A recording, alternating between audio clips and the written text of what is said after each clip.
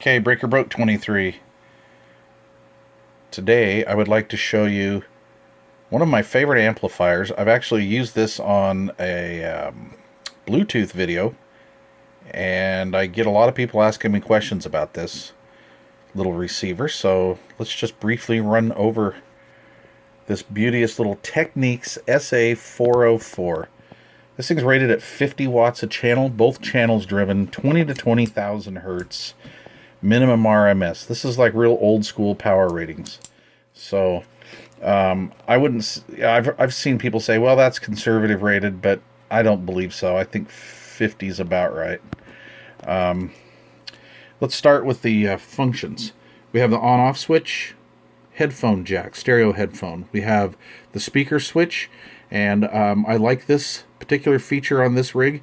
We have mains and then remote, or A and B, and then we have main and remote together.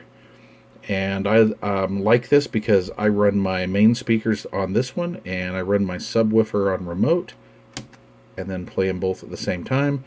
Or if I want to take the subwoofer out, real quick, I could just do that. This is the setting for the display, for the output display for wattage, and I'll show you how that works here. Let's just find something real quick. And there we go.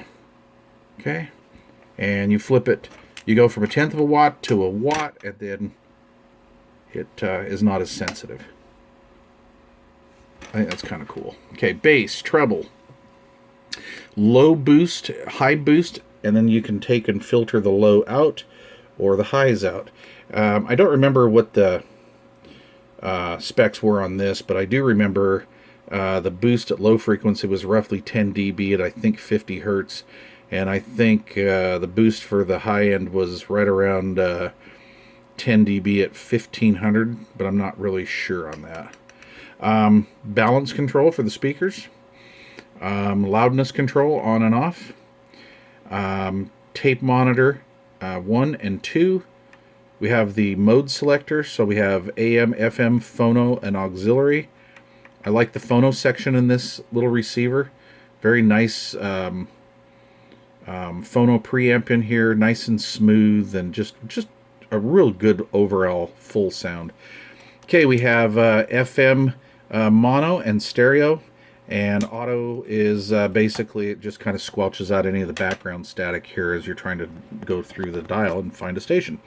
Volume, nice control here. It's notched. It's got each little notch right here. This is the tuner dial, and I like it's not really a weighted dial, but it's got some little bit of heft to it, a little bit of bulk to it. And then of course we have our display here, FM stereo light, signal strength for the FM, and then of course our mode indicators here, and we went through the power indicator here, and it's just a really pretty unit. Real basic. Okay. Kind of actually a small chassis for what it is. It's not quite as deep as a lot of other units. Yeah. This particular piece is in very good condition. I'm the second owner. And the original owner had it all set up with the cassette decks and EQ and everything. And that was kind of nice. Okay. Let's look at it from the rear now. Okay, on the rear panel, this is a really clean layout here, so we'll go from left to right. This is your antenna hookup for FM, AM. We have RCA inputs for the phono, auxiliary, tape 1 and 2, ins and outs. Over here we have the speaker hookup. I really like how they did this. What you do is you take a piece of speaker wire and you put in there, and then turn this little knob, and it's locked in. It's kind of a neat feature.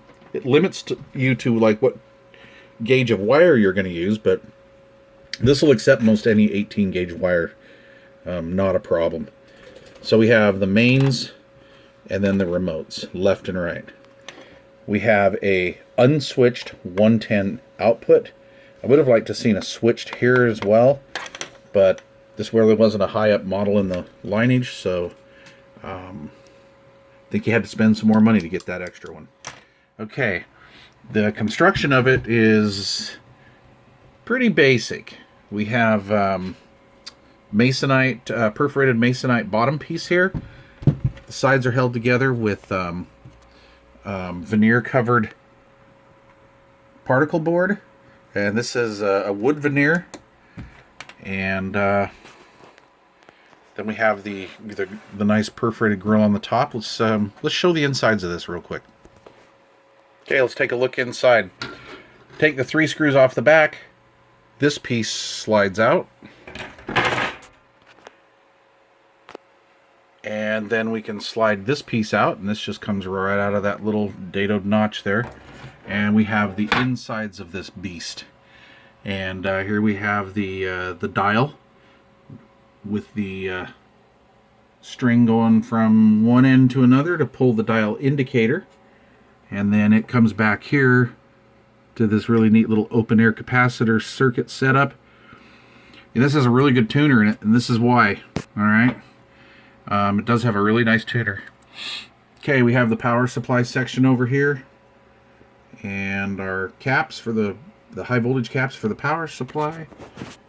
And our STK power packs. This is a left and a right channel power pack.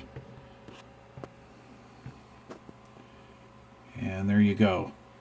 Now this does sit in kind of a dusty environment, and so while I have this thing apart, before I put it back in my operating position, I think I'm going to go through here and dust it out, clean it out.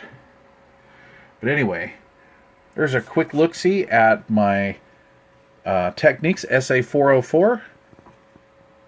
Hope you enjoyed this video. Please subscribe. If you have any questions, get with me, and I'm full of misinformation. We'll go with that. So anyway, thanks for watching.